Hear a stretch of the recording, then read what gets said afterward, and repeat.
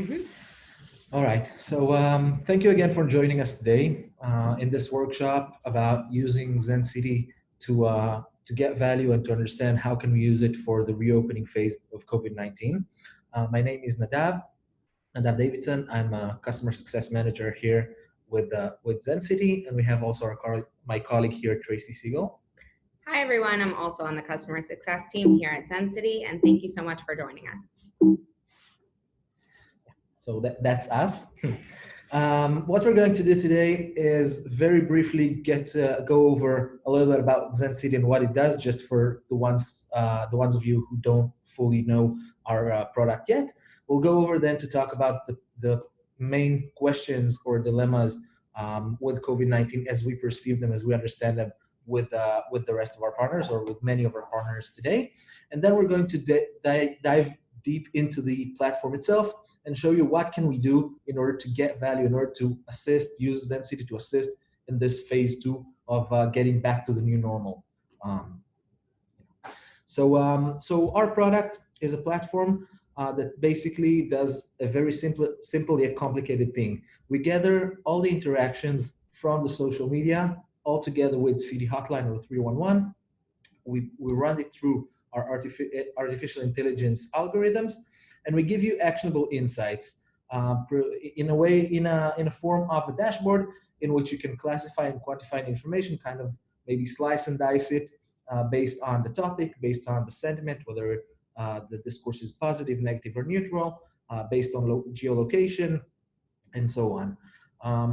And the idea behind that is to understand what is going on in our city, in our county, not only what people are saying to the city, but also what people are saying about the city, and engaging a much wider circle of residents, including the silent majority, understanding the silent majority. So that's, in a nutshell, what Zencity is all about.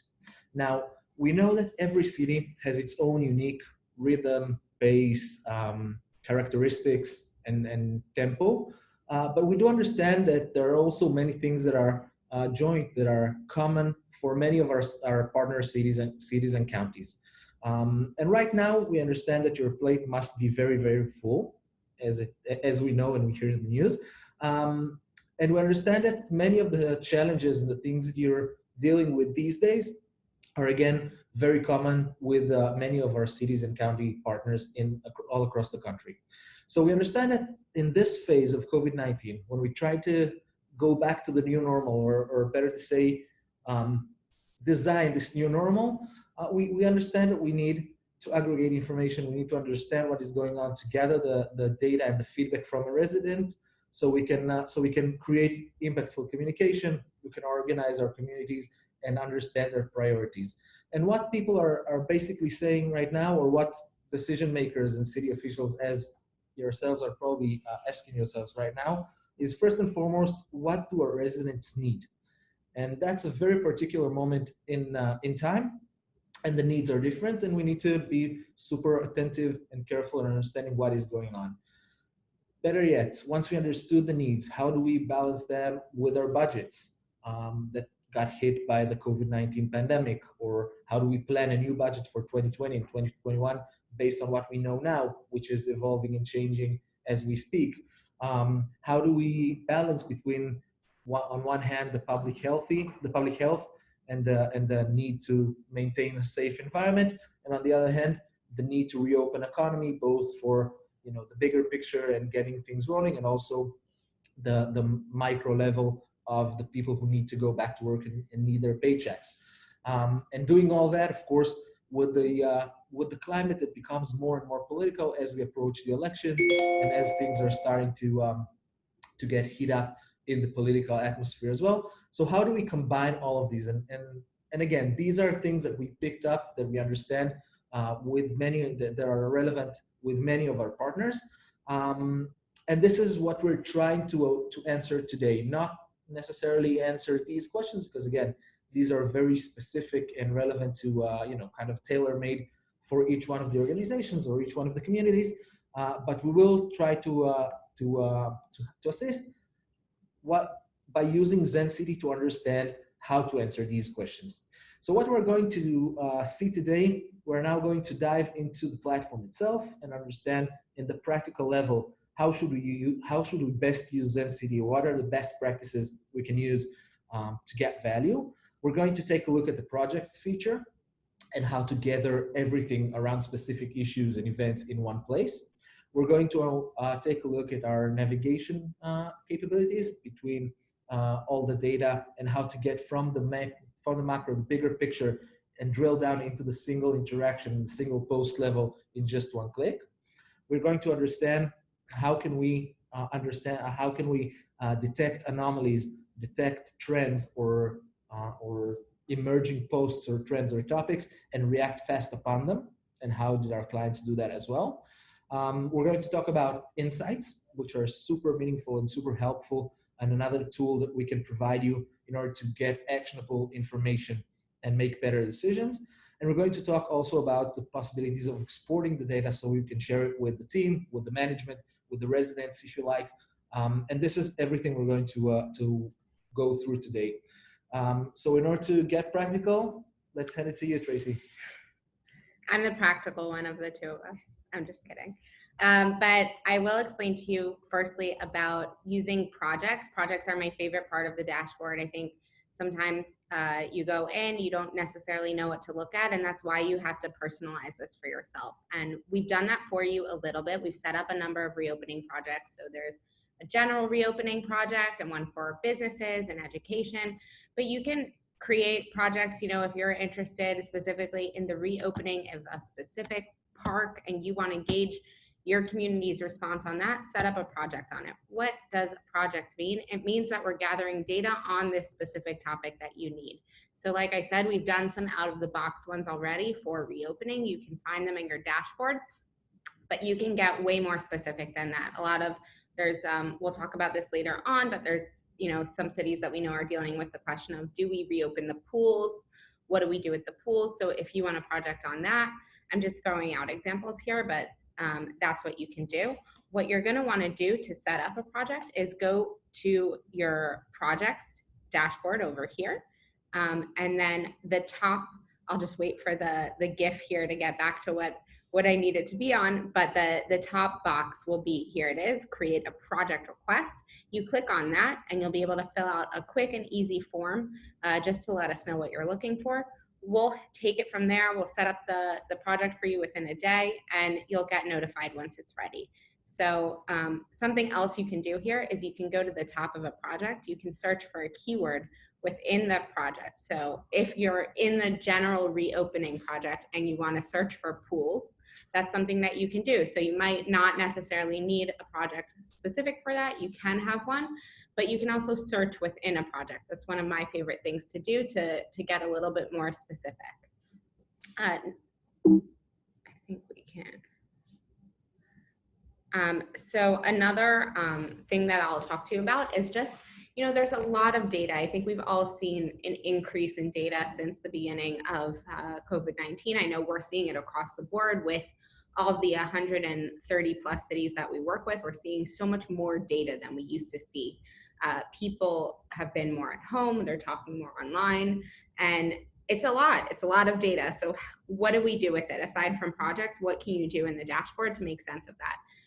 So you can always search, even I was saying before, you can search within a project, but you can just search within the main dashboard. So you wake up one morning and something major is going on in your city and you want to find out about it, go ahead, search for it. Here at the top, there's the search bar. You can also use any of these filters. So there's a lot of topics. Our AI algorithm divides every single data item into a category, and that's a great way to kind of slice and dice, as Nadav said earlier. I'm going to borrow that one from him. The data, so that you can make a little bit more sense of it. And sentiment. So there's positive, negative, and neutral. Positive is green, negative is red, neutral is gray. And that's another way to kind of find what you're looking for. Drill down, everything's clickable. You can just click and click and click and get to what you're looking for. So let's talk about some examples, huh? Perfect. Let's do that. We have here an example, as we see, and you can read the quote yourselves. Basically, very simple use case. One of our partners in one of our cities that we work with saw that there's a very popular post, gained a lot of traction, a lot of comments, a lot of shares, and she wanted to understand what people are talking about. So she opened the post in Zencity with just one click and got everything in the place, the post itself and also the comments and the sub comments and so on. And then in the same spot, in the same place, she could have really detect what people are talking about. She can divide between the political discourse or the irrelevant discourse. It was a day that President Trump also gave a speech on that day, so many commentators referred to that, and really take out only what's relevant to the city itself and only what can be used as a practical mean to react or to take action upon. So again, drilling down, seeing the bigger picture and going to the micro level of the single interaction level in just one click, and of course the possibility to also open every post in the source. That's done with these three dots here, the little menu of the three dots here on the post. What we forgot to mention, by the way, in the beginning of our session is that we have the Q&A feature in the Zoom meeting. So don't be afraid and don't be shy to ask any question about everything we show. You can do it using the relevant feature. Another example for this, and again, understanding what's going on, understanding the data, another city that we work with, which released their mask requirement and expected a certain level of compliance and wanted to understand if people are really taking into consideration the regulations, really do what they're asked to do. So in the specific city, they had a very popular post about one of the restaurants that was reopened, and all of the discourse there in that post gained a lot of traction, and most of the discourse, most of the discussion went to the mask and to the mask requirement, and so they were able to understand by the sentiment breakdown they were able to deduce by the sentiment breakdown, the compliance level of their mask requirement policy, which by chance or not was very much adequate to what they expected to see. So that's another example of how to use Zencity to understand your messaging efficiency, to understand the messaging reception among the residents. Another topic that we want to mention here and to talk about here is our ability to detect anomalies, and detect anomalies using alerts about emerging trends, emerging posts. In that example, one of our partner cities, the communications director for the mayor understood that got a notification that there's a trending topic, an individual criticizing the city's policy towards reopening. The communications director picked it up, managed to craft counter messaging, give it to the mayor, and the mayor on the same day went out with another release that completely shifted the discussion and brought it back to what the city wanted to actually say and guide the residents. So that's another way to use this and to use Zencity to understand what's going on in our city, in our county. And how do we do that, Tracy? Yeah, so the way that we can do this is we have a number of subscription preferences and alerts and digests that you can sign yourself up for. Some are out of the box and some are custom. We actually, I know that some of you on this call have been using our custom digest for a little while now. It has been in beta until yesterday. We did a release of it. You got it in the same email that you got invited to this workshop. So we are proud to say that custom digests are out and about, out of beta. They're there for your use, but there are so many different digests and subscriptions that you can get. You just go and click, this is generally your name here. You click on your name, you click on subscriptions, and you'll be taken to the subscriptions page, which has actually also undergone a facelift and looks a little bit different now, but is essentially the same. So there's a number of out-of-the-box subscriptions. You can get a daily digest. A lot of you probably get the daily COVID digest, which focuses on your coronavirus projects. You can get a custom digest now, so you can set up a digest based on a project you have, or based on certain categories, or based on certain keywords. So you can choose when you want to get that, either daily, weekly, monthly, whatever it is. and you just go, like I said here, your name, subscriptions, and you'll be taken to your subscriptions page where you'll be able to do all of that. Another thing that we do here at Zencity to help you get an even deeper analysis is we actually have a team. We talk a lot about AI because, you know, that's the crux of what we're doing here is our algorithms. It's really cool, but we understand that at the end of the day, sometimes you need a little bit of a deeper analysis by a human. And we have those humans here. We have a team of analysts that goes into your data based on your requests or something that they find is bubbling up. And we'll give you an insight is what we call them. They're basically like mini reports. You can find them over here in your insights feed, and they'll give you just a little bit of a deeper analysis on a topic that you need. So you need to make a decision on something. Let's say I have a city right now that I know is trying to decide if their numbers are going up, and they need to know if they're gonna reinstate a mask requirement. And they really wanna understand before they make that decision, what does the public think about it? Obviously, there are other considerations like the numbers going up, but they want to know if they're going to reinstate it, what the pushback will be. And so they're able to go in and see beforehand and get an insight on this and a breakdown of, you know, what is being said about a mask requirement before they make that decision. You can go in and print these out. You can download them and take them to your meeting so that you'll just have a ready to go report on whatever topic you need to help you make that decision. And Nadav here is going to share some examples. Yeah. As Tracy mentioned, you can also request your insights using the form in the insights feed itself. There's a very simple form to do.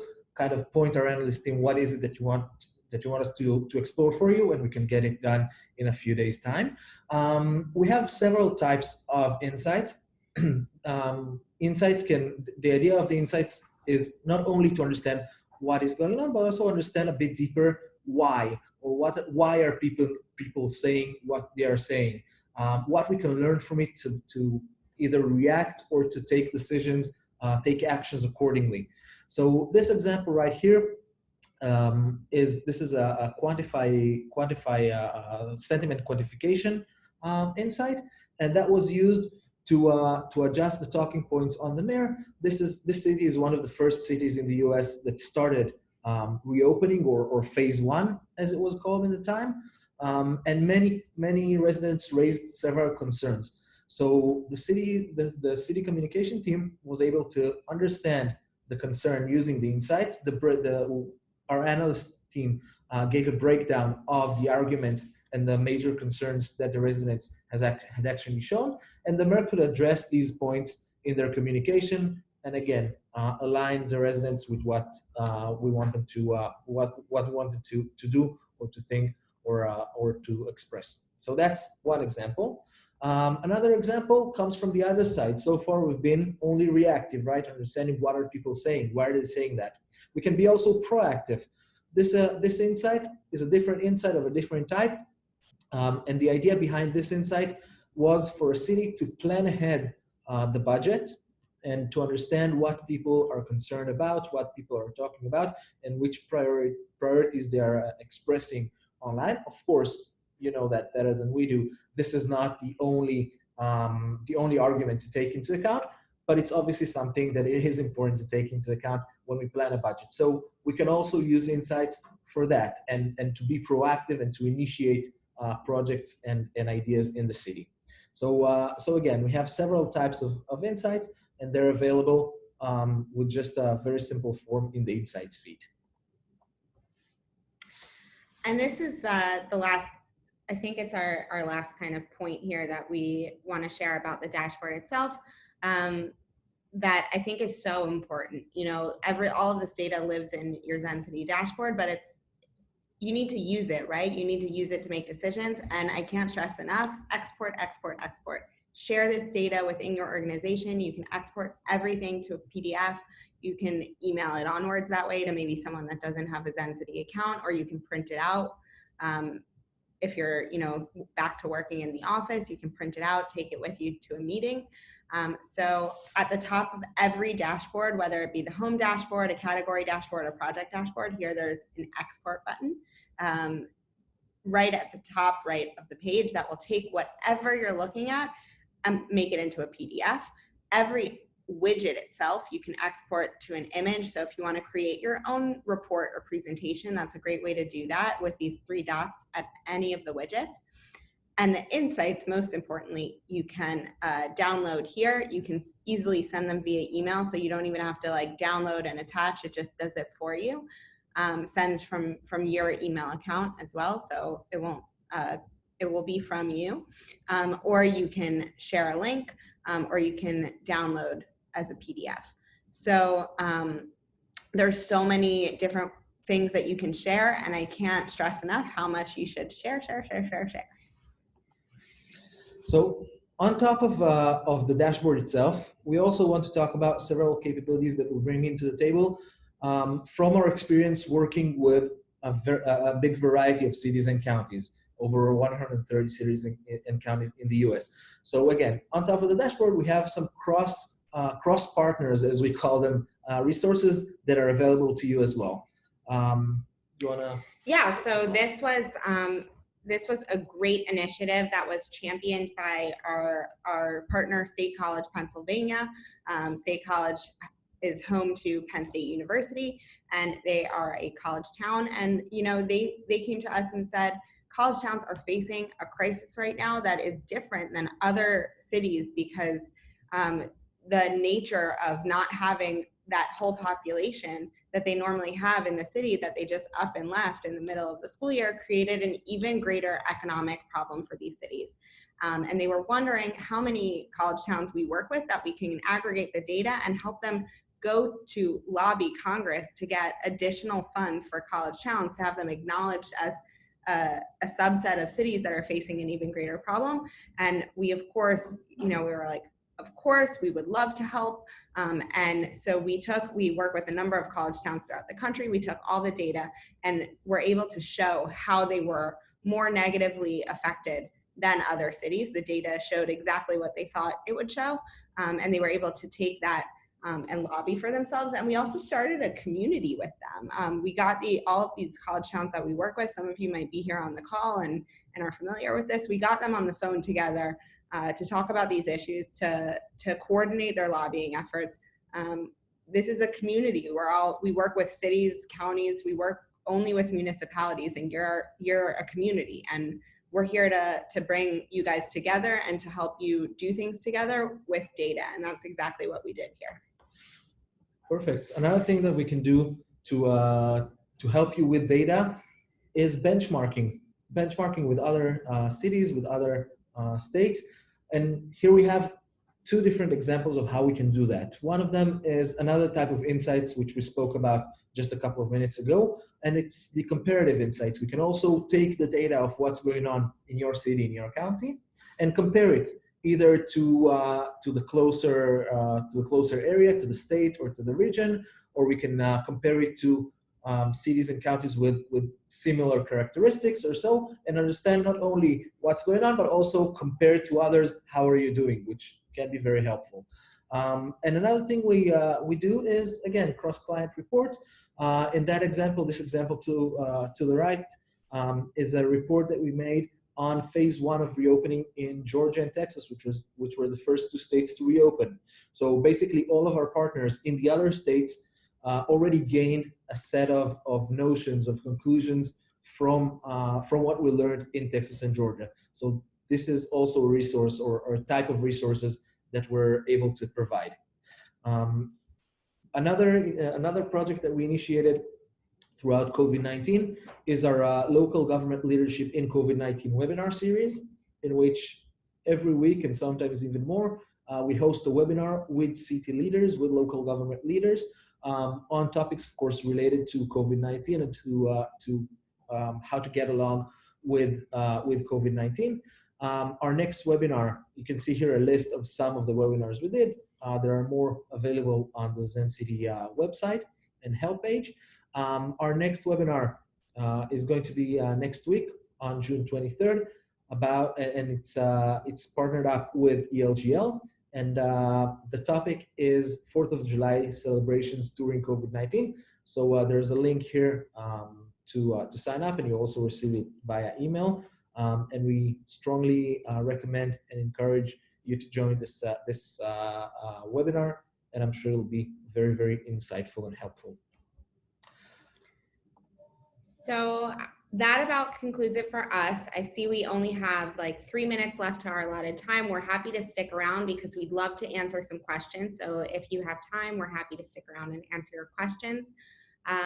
So yeah, you can use the Q&A, or you can raise your hand and I can allow you to talk.